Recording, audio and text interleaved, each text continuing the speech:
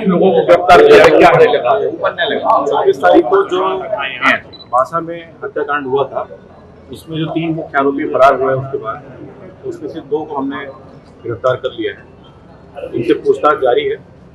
उनसे प्राप्त जो सूचना है उसमें जो घटनाक्रम है वो कुछ इस प्रकार से सामने आया कि 24 तारीख की जो घटना हुई थी 24 मई की, उसमें दोनों पक्षों ने आपस में मारपीट की थी और काउंटर एफआईआर करवाई थी।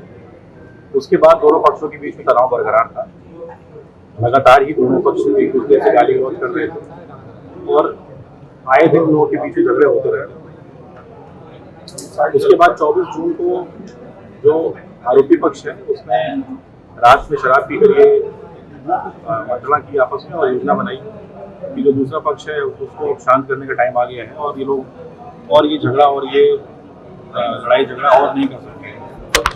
24 तारीख की सुबह इन लोगों ने जो मृतक पक्ष के 2 लड़के हैं उनको बासा के पास रोड पर उनका वेट किया और उनको वहाँ पर गोलियों से उनकी हत्या कर दी, गोली चलाकर। उसके बाद ये अंदर गांव में गए जहाँ पर मृतक पक्ष का परिवार का घर है। उनके घर के सदस्यों पर भी गोलियां चलाई और फिर वहाँ से ये भागे और तीसरी घटनास्थल पर पहुँचे जहाँ पर जो मृतक रमेश विश्वकर्मा है उसकी भी गोली मार के हत्या की और उसके बाद तलवार से उसकी गर्दन काटी और फिर वहाँ से ये भागे। अभी इनसे प्राप्त सूचना के आधार पर ये पूरा घटनाक्रम सामने आया है। इसके पीछे इन्होंने वेपन, गाड़ी, बाकी सारी चीज़ें किससे ली हैं, कहाँ से खरीदी है, उस बारे में पूछताछ अभी हमसे कर रहे हैं। आगे ये इन्फॉर्मेशन उपलब्ध करा दी जाएगी।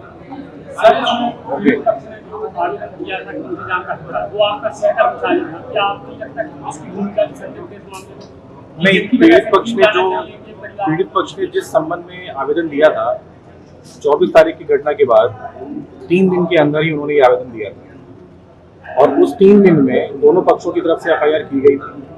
दोनों पक्षों का बाउंड ओवर भी किया गया था। दोनों पक्षों की जो भी मारपीट की घटना थी उस पर ऑलरेडी एफआईआर हो चुकी थी। उसके बाद उस आवेदन पर किसी प्रकार की वैधानिक कार्रवाई शेष नहीं थी। सर ये जो दोनों पक्षों से लगातार पुलिस संपर्क में थी, चौकी में भी, थाने में भी उन लोगों को बुला के बात करवाई गई थी। यहाँ तक कि मध्यस्थता कराने की बात भी की गई थी कि दोनों पक्ष शांत हो जाएं क्योंकि एक ही समाज, एक ही परिवार से हैं, तो दोनों पक्ष बैठ के इस चीज को बात करके सुलझाएं। गोलियां चलाई गई है वो महंगी रिवॉल्वर से चलाई गई है प्रतीत होता है, कैसा समझ?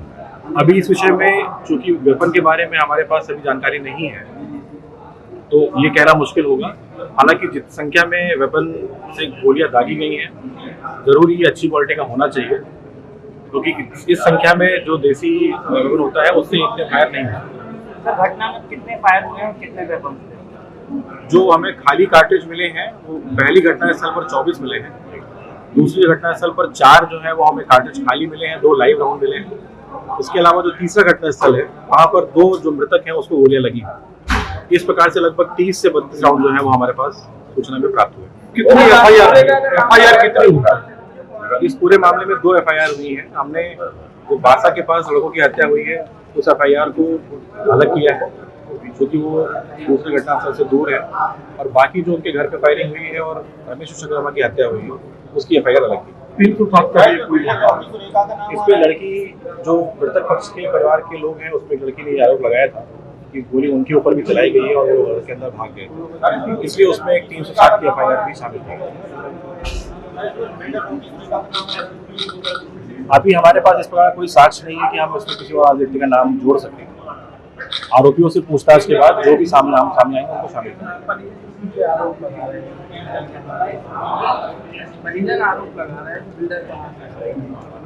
अब मैं जैसा कि पहले कई बार बोल चुका कि हमारे पास जिन जिन साक्ष्यों के आधार पर लोगों को शामिल करने की सहूलियत होगी हम उनको शामिल करेंगे।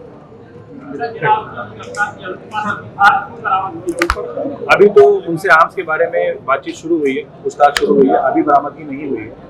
वो खुली थोड़ी देर में वो भी हम उनसे पूछताछ कर बरामद करेंगे। Eklavya University Damoh will guide you towards a bright future. 28 acres of lush green campus, largest campus of Bundelkhand, experienced and dedicated faculty. 50 future-ready courses taught in 12 different schools, separate courts and ground for sport, fully equipped lab and workshop, safe and fully equipped separate hostel for girls.